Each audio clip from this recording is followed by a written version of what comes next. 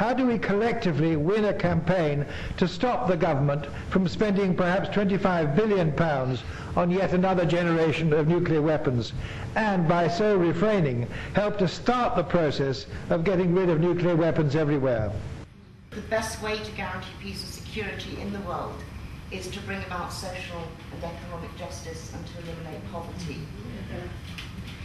We believe that there's a direct link between war and between poverty, and we also believe that there's a direct conflict between war and development.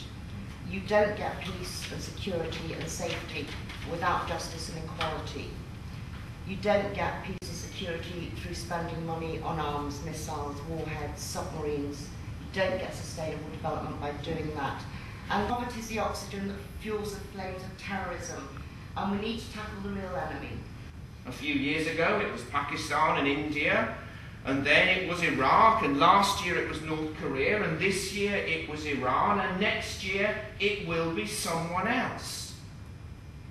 The logic of deterrence is actually the logic of proliferation. Eventually, everyone will have their weapons, and the only people who will benefit from this are those who make the weapons. I want to say to Mr. Bush and Mr. Blair, you know those weapons of mass destruction?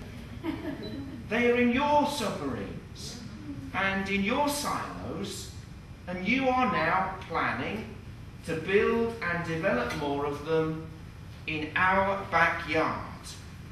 Now, we've heard that there is a US connection. If we look at Los Alamos and all the different sites in the US, first of all, we see that there's a regular exchange between Aldermaston and the American sites of staff working on joint projects. And secondly, we see the same facilities being built there. In fact, the equivalent of the laser facility is almost completed, and I think that's 4 times over its original budget at the moment. If all the power of one Trident submarine was actually executed, it could kill 180 million people.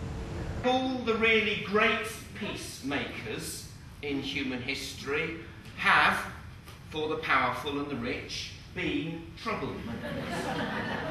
And if you think of the people who have done something to bring peace to our world in recent years, well, they were very irritating, troubling people to those who held power. My belief is that we've got a very short space of time in which we need some very concerted activity. Each and every one of us can do something to say to this government, I will not permit you to act against the will of so many people in this country.